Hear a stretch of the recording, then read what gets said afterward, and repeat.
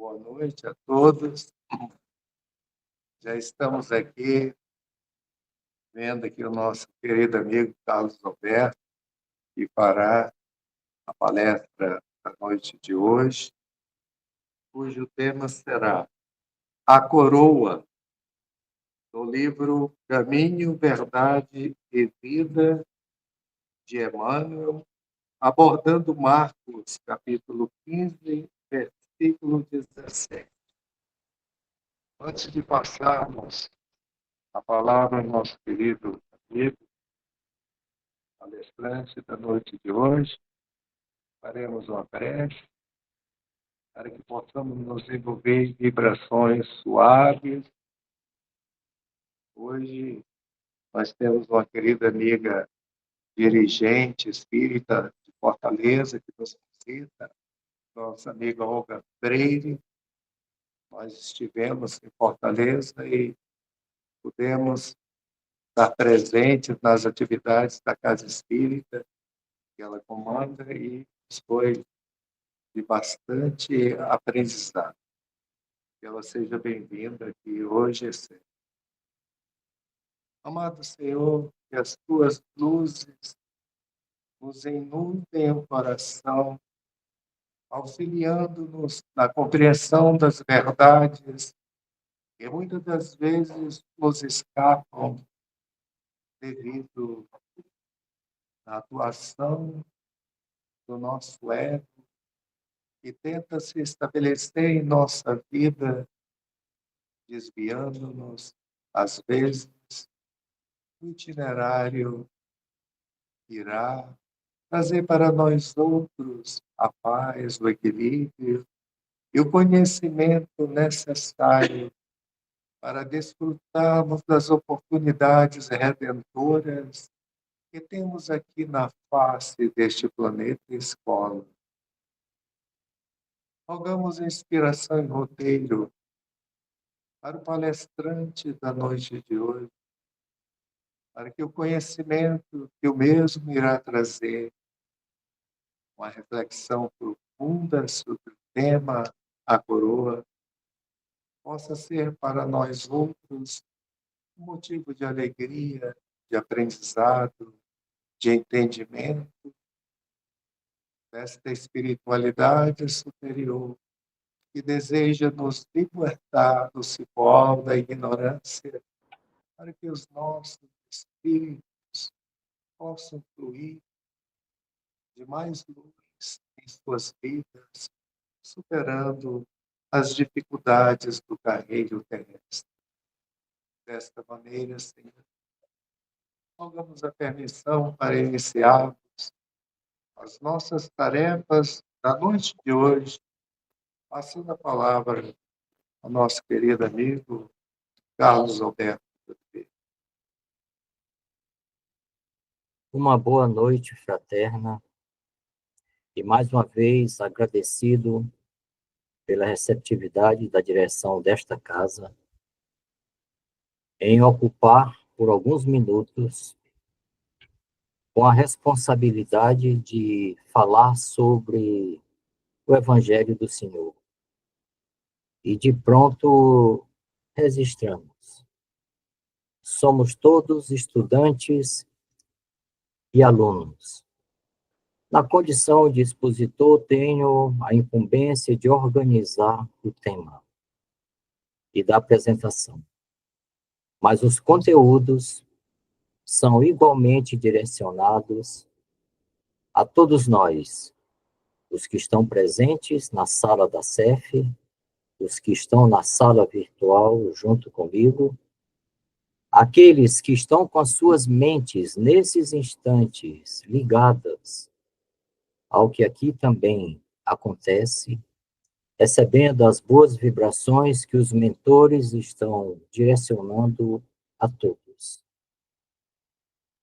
A passagem de hoje em Marcos 15, 17, é naquele instante supremo dos suplícios aplicados a Jesus pouco antes da sua crucifixão. Na forma de escárnio, Os soldados lhe impuseram uma púrpura, denotando seu rei, e colocando-lhe uma coroa, mais uma coroa de flagelos, constituída por espinhos. E se as dores físicas que foram impostas a Jesus, sem culpa, sem uma razão de ser, já denotavam o sacrifício que esse ser sublime estava se submetendo para testificar e reafirmar os seus ensinamentos, suplício maior foi de ver os corações dos seus discípulos e alunos tão distantes do caminho da estrada luminosa que os seus mandamentos vieram nos oferecer. E vestiram-no de púrpura, e tecendo uma coroa de espinhos, lá puseram na cabeça. Quase incrível o grau de invigilância da maioria dos discípulos do Evangelho na atualidade, ansiosos pela coroa dos triunfos mundanos. Aqui sempre é ressaltado que nós temos uma realidade espiritual que já denota no nosso campo de compreensão já há muito tempo. Mas não nos esqueçamos que estamos apostando nos caminhos e nos páramos da razão há exatos 40 mil anos, como reafirmou Flaccus no livro Libertação. E nesses poucos 40 mil anos, utilizando uma poderosa ferramenta para o desenvolvimento da nossa consciência, já agora portadores de uma faixa mais larga do livre-arbítrio, com a contrapartida da responsabilidade, exercitando a lei de causa e efeito própria do ser hominal, nós esquecemos desta nossa grande realidade espiritual para colocar todas as aquisições que resultem na melhoria do nosso bem-estar nas limitações temporais. Somos seres, como diz André Luiz, em Evoluções do Mundo, que desde o instante que Deus disse seja e passamos a existir, e numa longa caminhada evolutiva, por processos aquisitivos e aferições que somente o Senhor tem completo domínio, em média, nós, os integrantes da humanidade da Terra, temos aproximadamente 1 bilhão e 500 milhões de anos, 15 milhões de séculos. Mas desse tempo todo, causa e efeito, precisamente, começam a fazer parte da nossa experiência espiritual quando aportamos nos planos da razão. E desde esse instante, que atendendo aos apelos primitivos da subsistência, nós sempre nos voltamos para a nossa manutenção do corpo e proteção do corpo, guiado praticamente pelos instintos. E hoje, gostamos tanto de amealharmos coisas e bens que sufocamos a nossa realidade espiritual em detrimento da existência corporal rápida. E esquecemos de tantos outros excelentes ensinamentos que dizem: aprenda a lidar com o que é necessário e se desapegue de tudo que seja supérfluo. Pelo contrário, do supérfluo exercite a sua caridade em auxílio ao mais necessitado de todos os modos. Caridade material, caridade intelectual, afetiva, sentimental. A partilha. Somos convidados à partilha. Mas nos cristalizamos na melhoria da vida pelos acúmulos e pelos bens de natureza material e temporal. E, desde longo tempo, as igrejas do cristianismo deturpado se comprazem nos grandes espetáculos através de enormes demonstrações de força política. A maior força política no sentido da vida permanente foi aquela de Jesus. Humildade, simplicidade, serenidade, equilíbrio, amor incondicionado ao Pai Celeste e amor ao próximo.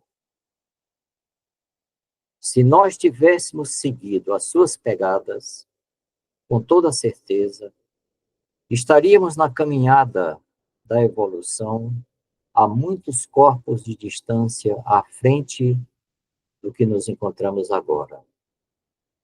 E forçoso é reconhecer que grande número das agremiações espiritistas cristãs, ainda tão recentes no mundo, tendem às mesmas inclinações.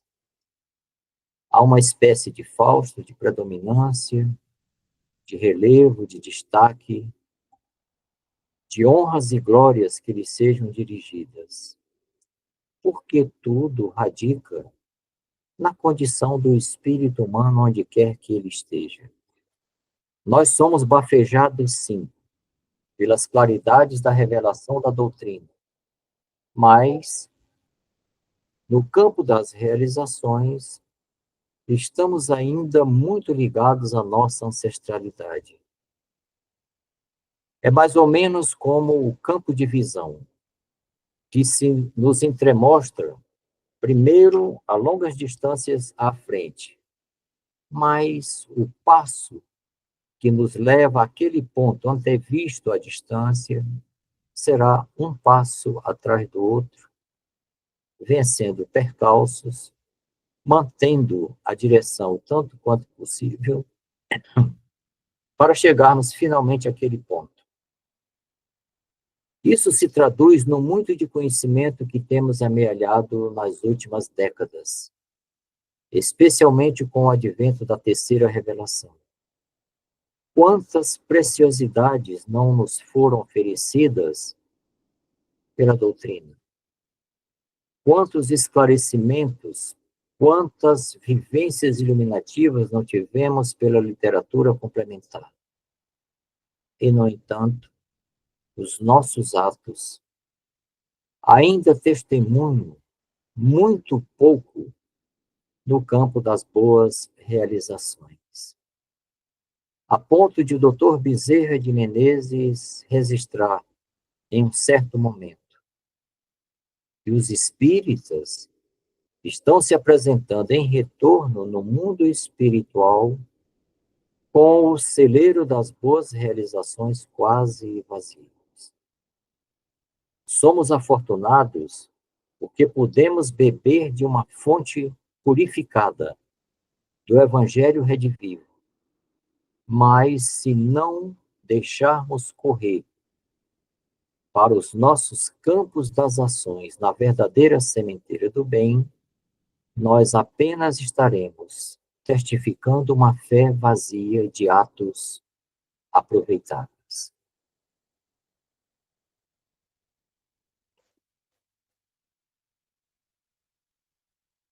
Essa coroa de espinhos, ela se traduz pelas dificuldades, pelos empecilhos, pelos obstáculos que se nos apresentam, porque todo aquele que empreende uma subida, mesmo que seja com degraus pequenos, ele terá que empreender muito esforço para se elevar. A passagem de Marcos descreve, então, como um ato de humilhação, que na visão espírita se transforma em símbolo. O símbolo que visita aquele que está no momento de reparo. Porque nenhum de nós caminhou até hoje pelas reencarnações e mesmo pela erradicidade, sem que não deixasse deveres não cumpridos, responsabilidades pela metade, testemunhos muito pequenos em relação ao que sabemos e que está no tribunal da nossa consciência, como nos é afirmado na questão 521, em relação aos códigos divinos que estão esculpidos na consciência de cada criatura. É verdade, em conformidade com o que ela tem de esclarecimento. Mas todos somos possuidores deste senso do certo e do errado, do conveniente e não conveniente. Longe dos triunfos mundanos, essa coroa representa o sofrimento e o trabalho incessantes necessários para a ressurreição divina. A reencarnação poderia reclamar apenas esforço e trabalho, e não dor e nem aflição. Mas os acúmulos do que deixamos de passivos, que também devem ser trabalhados, se soma aos aprendizados necessários que fazem parte do eixo e do núcleo da nossa programação reencarnacional e também as complementações dos reparos de momentos anteriores. E esses reparos sempre vêm na forma de experiências lixivientas, sofridas e dolorosas. Jesus, que já possuía a coroa da vida, escolheu esse caminho árduo para legar uma lição sublime aos seus discípulos. O Evangelho ensina que os discípulos fiéis devem exibir distintivos de outra natureza, não das ostentações externas,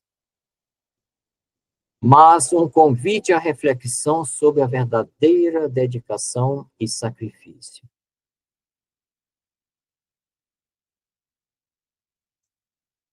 O cristianismo deturpou-se porque, dirigido e tomado por castas humanas nas instituições temporais, em especial da Igreja Católica, que assim o fez já desde os primeiros momentos e que continua até hoje, ao se aliar sobremodo às forças temporais do governo romano no século III, no final do século III, com Teodósio,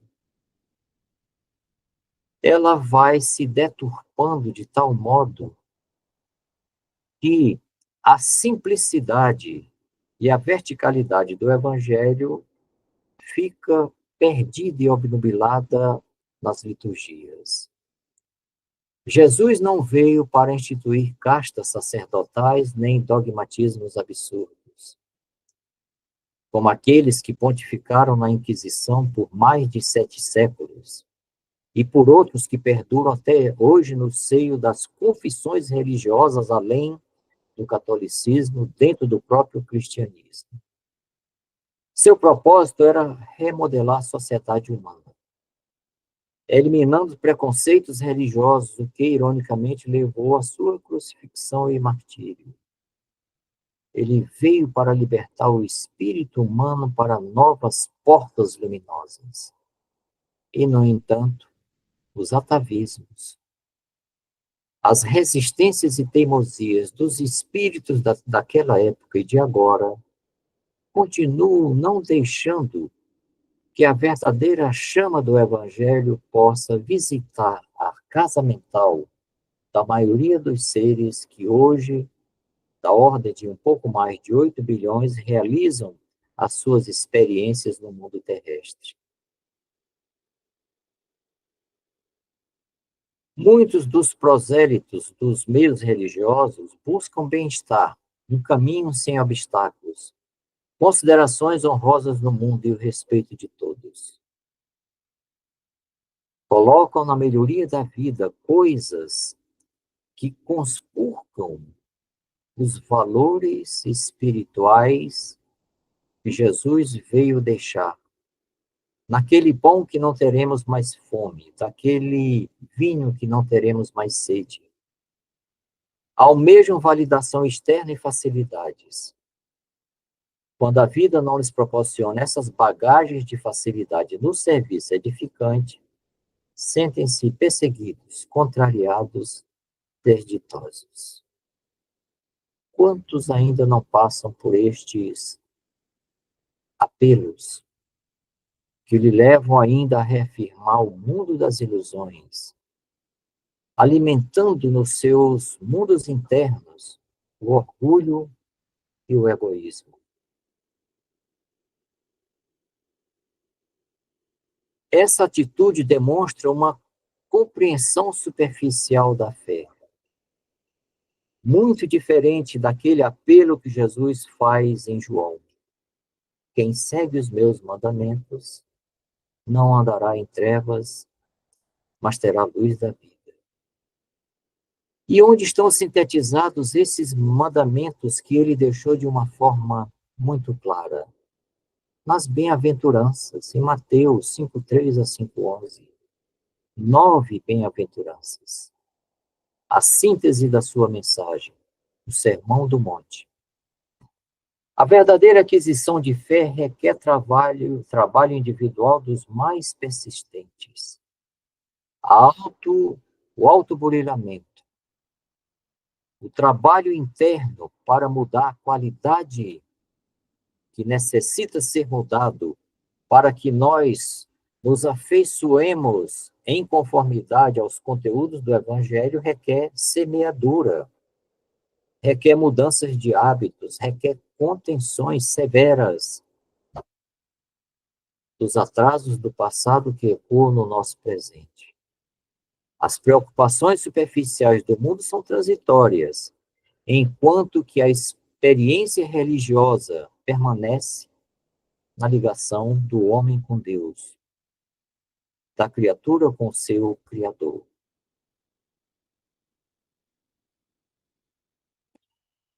A pergunta do texto, mas e o Cristo? Não bastaria o quadro da coroa de espinhos para atenuar-nos a inquietação? Isso é central. Jesus, o diretor do planeta Terra, viveu sua missão de amor e sacrifício. Ele veio para pregar a verdade entrelaçando palavras e testemunhos vivos até a cruz. Essas referências que estão aí, Caminho, Verdade e Vida, a Coroa, está no capítulo A Coroa, que nós estamos estudando agora com a síntese magistral feita por Emmanuel. Esse é fiel, fonte, é a filosofia espírita, a coletânea da filosofia espírita que estuda as 1019 questões de O Livro dos Espíritos em 20 volumes.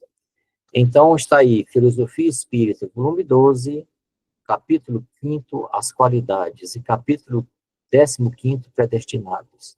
Quem deseja ampliar e detalhar os conteúdos que aqui estão resumidos neste slide, vá nessas fontes e amplie na leitura, porque você vai mergulhar em busca de uma verticalização necessária, que é necessária para todos nós. Quando diz Emmanuel Marcos, é naqueles comentários do Evangelho que Emmanuel fez, dos 4 evangelistas, dos Atos dos Apóstolos, das cartas de Paulo. Está lá em Marcos, no título Pregações, na página 26 deste Evangelho, do Evangelho de Marcos, editado pela FEB.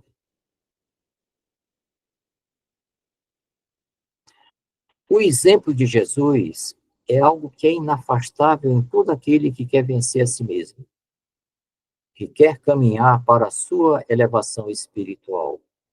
Sua glória resumiu-se em amarmos como Deus nos ama. Ele colocando o primeiro mandamento e o segundo mandamento que ele nos instituiu, sem usurpar o direito divino para triunfos terrenos. Os triunfos terrenos fazem parte da evolução que nós também devemos imprimir ao nosso meio e ao nosso corpo na faixa de evolução que nos encontramos. Não somos convidados hoje para vivermos como nas cavernas, desprovidos de todos os recursos que a inteligência foi amealhando e colocando à nossa disposição, mas também sem nos escravizarmos por isto.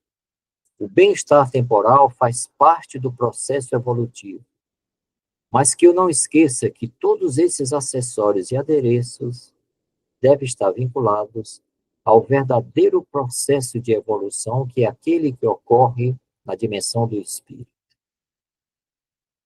Não se preocupou em converter os poderosos, como Pilatos e Antipas, mas em demonstrar que a fé exige um coração vazio de resíduos da terra.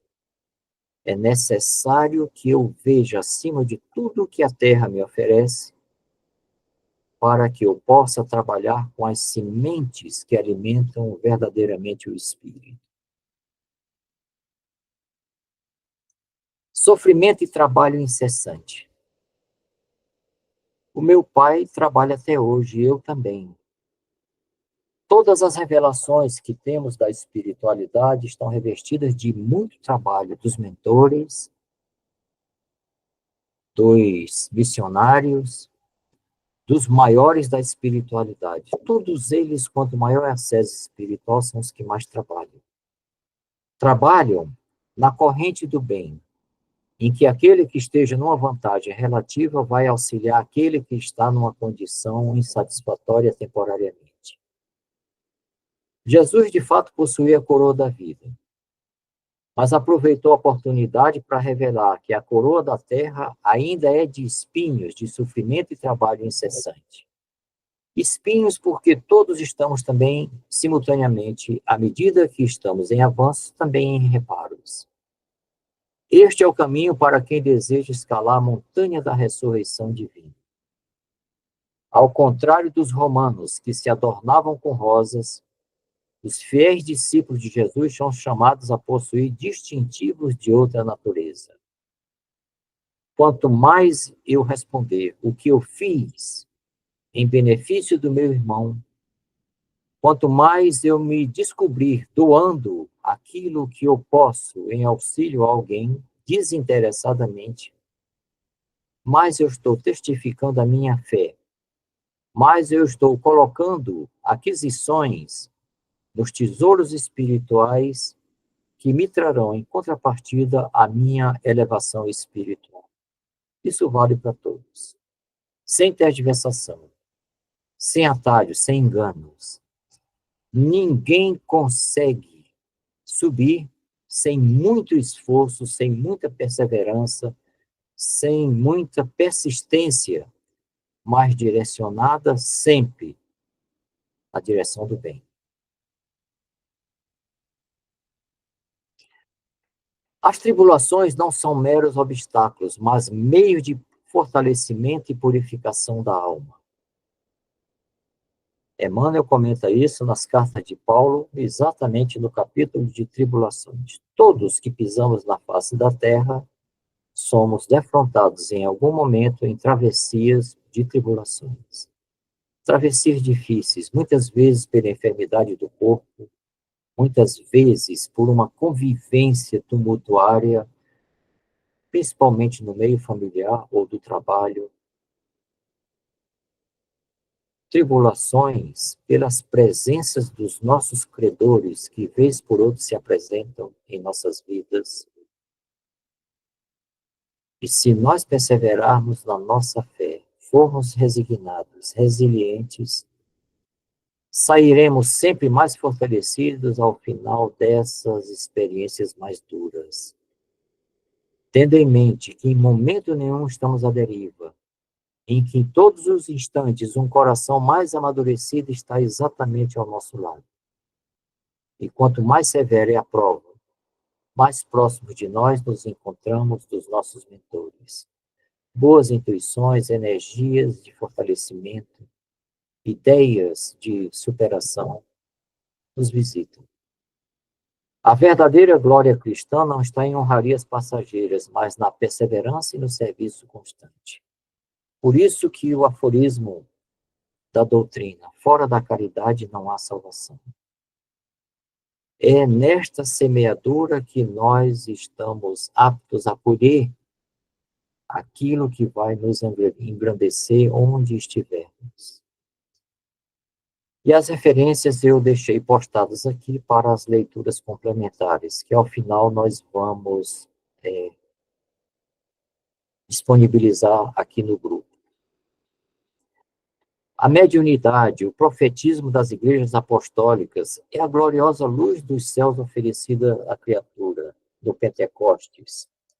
É essencial ao cristianismo redivivo. Toda doutrina foi formada pela mediunidade madura, consistente, que, metodicamente, passando pelos crivos como Kardec, um ser iluminado, aplicou, resultou neste manancial do cristianismo redivivo para todos nós. É uma concessão do Senhor à humanidade para despertar a noção da eternidade. As vozes do além falando para nós, que estamos encapsulados momentaneamente num corpo mais denso, dizendo a cada momento que não estamos sós, que as diretrizes podem agora ser colocadas ao campo dos nossos elementos racionais e reflexivos e analíticos. E devemos muito à mediunidade, e devemos a mediunidade até hoje. Mas passar por sofrimentos são inevitáveis em todo aquele que volta à reencarnação. É uma lição valiosa para a alma e tem o poder de nos acordar para a luz. Quantas coisas que o comodismo, que as repetições vão esmaecendo no nosso ser, o acúmulo da riqueza sucessiva e os bem-estar materiais, todos eles são consumidos rapidamente. Então, nós não estaríamos trabalhando verdadeiramente pela nossa retificação interna. O sofrimento vem como um alerta.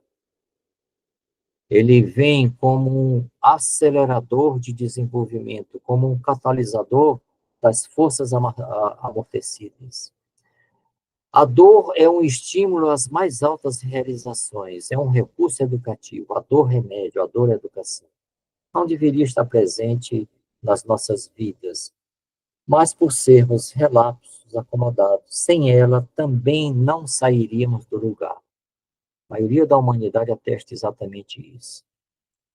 As provas redentoras e coletivas são escândalos necessários para o acerto de consciência da civilização.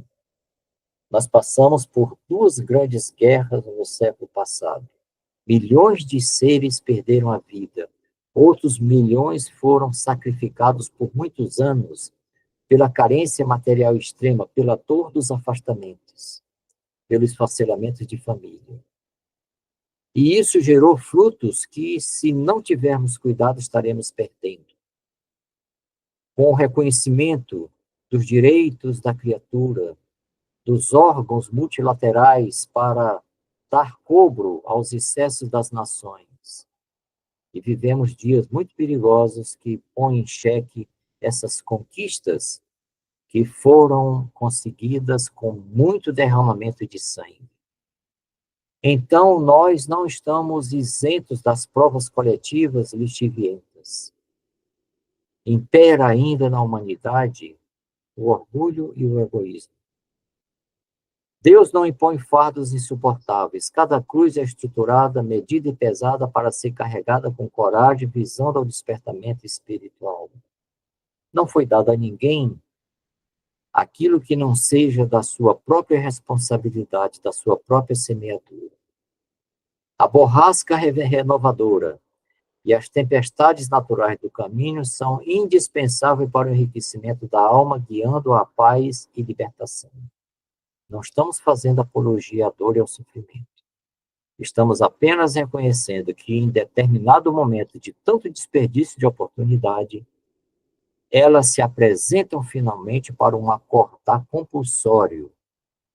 Porque, diante da dor e do sofrimento, ninguém ali estagia gostando. Nós vamos fazer tudo para dela nos livrarmos. Mas se formos pacientes, resilientes e buscando as reflexões internas, vamos entender as razões e o porquê desses mergulhos a que somos chamados em algum momento.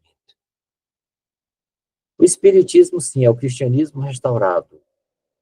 Sua missão é fazer reviver o Evangelho na sua pureza primitiva. A terceira revelação faz exatamente isso.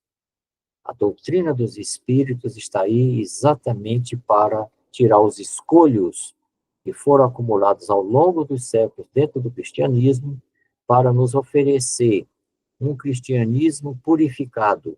Você vai ler a mensagem do Cristo, como ele prometeu. Eu vos enviarei um novo codificador.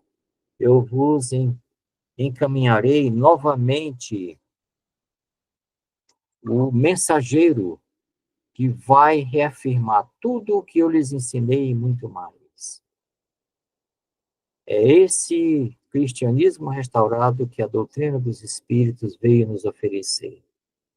Kardec foi escolhido para coordenar e compilar esta doutrina, que foi recebida de muitas fontes, que aplicando metodologias adequadas, ele foi filtrando até chegar na compilação que hoje todos podemos ter acesso e usufruir dos ensinamentos e conhecimentos. Mas a revelação divina não chega para nós de ímpeto e de uma vez só. Isso está lá na Gênesis, no capítulo 1. Ela chega de uma forma gradativa. Ela chega em conformidade com aquilo que está além dos nossos esforços, mas somos nossos esforços. O que podemos colher pelos nossos esforços, só vamos colher pelos nossos esforços. O que está um pouco além, pela misericórdia do Senhor, chega como um acréscimo, como uma espécie de um estímulo e um incentivo. Os espíritos superiores dosam a luz da verdade conforme a capacidade de assimilação humana. Determinados ensinamentos, se apresentassem hoje, nos ofuscariam. E nós não seríamos capazes de reter e de fazermos um bom uso. Uma verdade fora do momento pode perturbar, assim como a luz muito forte pode cegar. São imagens muito poderosas que vocês vão ler nessas referências. A crença nasce da maturidade espiritual. É esta maturidade espiritual que faz com que agora busquemos sempre o Evangelho do Senhor sob novos ângulos, sob novos enfoques, sob nova compreensão. E ela é um patrimônio que se forma pela fé, que se edifica no santuário do próprio mundo íntimo, através dos esforços e testemunhos, de muito sacrifício, superando finalmente as manifestações exteriores e os apelos do mundo temporal.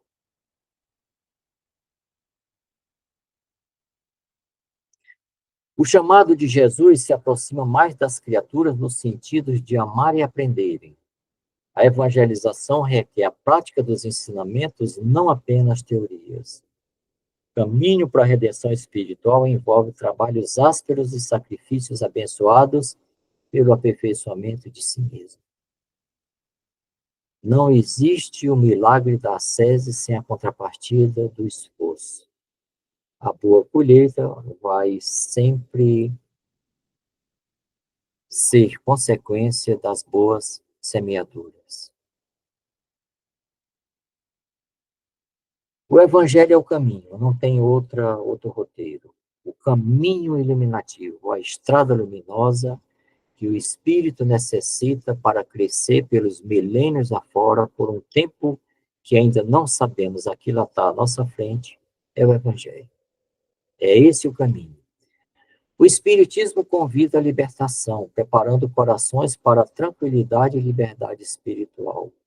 Aquele que conhece passa a ser uma criatura mais serena, mais cheia de fé, mais resiliente, porque ele tem as premissas da verdade das leis divinas cada vez mais clarificadas na sua tela consciencial.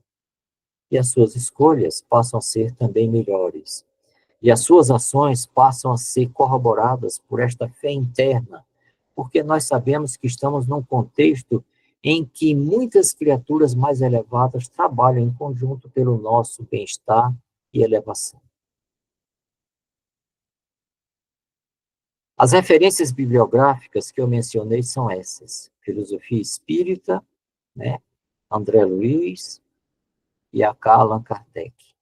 Que nós guardemos todos os ensinamentos que estão em uma página e meia, estudando a coroa, mostrando o hiato existente entre os esforços que empreendemos pela aquisição dos valores temporais em relação aos esforços que empreendemos em relação aos valores espirituais. É muito simples. Nós trabalhamos com afinco, responsabilidade e dedicação 40 horas por semana para o sustento do corpo e das nossas famílias. É justo. E isso faz parte do nosso crescimento. Mas quanto tempo e quantos esforços estamos igualmente fazendo, investindo no benefício e no crescimento da nossa verdadeira espiritualidade? São traços de minutos, poucos minutos numa semana, poucas ações nas ações que não dizem respeito aos nossos próprios interesses, simplesmente do bem pelo bem, na caridade, que deve ser realmente altruísta. Pensemos um pouco mais sobre o que estamos realizando nesta reencarnação, nos afastando tanto quanto pudermos dos apelos eminentemente materiais, que na realidade reforça o hedonismo onde nós nos perdemos de muito tempo, de investirmos e colhermos aqui mesmo e no agora, com todos os prazeres e tudo aquilo que nos causa bem-estar e conforto, esquecendo que temos que sair de nós para amadurecermos aquele ser imaturo que teima em continuar conosco no nosso mundo íntimo. E por fim eu lembro, busquemos sempre conhecer a nós mesmos, como nos lembrou muito bem Santo Agostinho na questão 919, na letra A de O Livro dos Espíritos. É neste processo do autoconhecimento que nós reprogramamos os nossos passos, é quando trabalhamos melhor com as melhores escolhas e realizações. Que Jesus nos abençoe e guarde hoje e sempre. Agradecemos mais este momento de oportunidade da Casa Espírita Fonte de Esperança. Antes da prece de encerramento, que nós pediremos que seja realizada pelo Carlos Alberto, nós gostaríamos aqui de comunicar a vocês que a nossa casa foi fundada em 1983.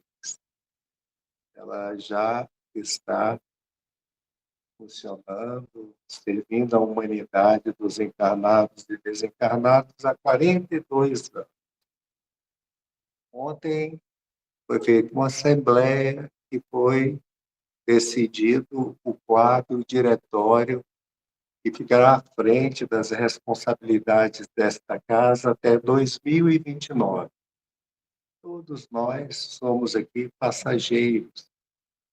E nós sabemos que a Casa Espírita Fonte de Esperança, ela é um somatório do esforço de todos aqueles que desde o início colaboraram para que ela chegasse ao ponto que ela é hoje. Muitos já estão desencarnados, pelo menos umas 20 pessoas que trabalharam, que se doaram nas atividades desta casa. E nós queríamos agora expressar amigavelmente, amavelmente, a nossa consideração, nosso agradecimento por esse companheiro querido, Carlos Alberto, que com a sua esposa, Jovelina, fez parte da direção desta casa por 35, 36 anos. colaborando com a sua boa vontade, com o seu esforço, com o seu exemplo, para que nós chegássemos até aqui. Isso, o que só Deus pode nos pagar. Eu sei que foi feito de todo o coração e continuamos juntos nas atividades em Planaltina de Goiás, em atividades pela internet, colaborando com essa tarefa grandiosa da qual todos nós somos pequeninos aprendizes. Passa a palavra ao Carlos com os nossos agradecimentos em meu nome, em nome da Casa Espírita, Fonte de Esperança, você e a sua esposa. Reunamos então a partir desses instantes as nossas mentes, voltadas para o Cristo de Deus, para a pleiade de seres superiores que trabalham neste núcleo espiritual cristão. E como muito bem lembrado pelo nosso irmão presidente da casa, muitas das tarefas temporais são realizadas por seres reencarnados nas responsabilidades que nos cabem.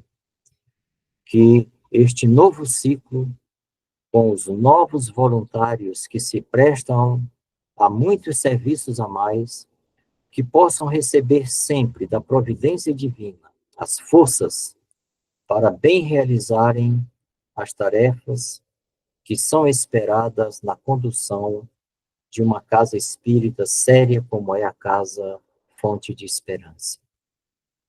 E nós outros, os habitantes que pisam na face da terra nesta reencarnação, sejamos agradecidos pela oportunidade, mas ao mesmo tempo, peçamos as forças para a recuperação da saúde daqueles que nesse momento padecem momentos de travessias difíceis pela enfermidade.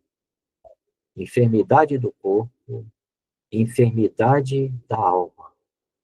Se encham de fé, porque a providência do Senhor, pela sua misericórdia ilimitada, nunca deixa de auxiliar na medida máxima do que cada um verdadeiramente necessite para o seu crescimento espiritual.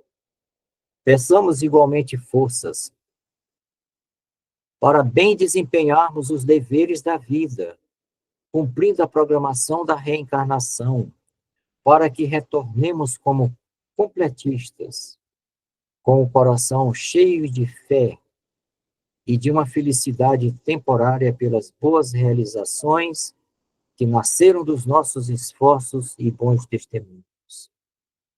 Que tenhamos a proteção do mais alto para afastar de nós, como foi ensinado por Jesus no Pai Nosso, os perigos e os inimigos. Somos ainda devedores da vida, frágeis. E esse ensinamento do Pai Nosso, que nos foi passado por Jesus, tem uma razão de ser. Permita, Senhor, que sejam afastados de cada um de nós os perigos e os inimigos, para que mais livre possamos caminhar e bem realizar os deveres e responsabilidades que nos competem. E assim, confiantes de que junto a nós e de todos está a espiritualidade dirigente, os corações amigos da pátria espiritual, os maiores que regem os esforços coletivos, nós damos graças a Deus por mais este encontro, por mais este momento. Agradecemos mais uma vez, pedimos a permissão para encerrarmos a primeira parte deste trabalho e sigamos em paz. Muito obrigado a todos que nos acompanharam pela internet. Um grande abraço, mano.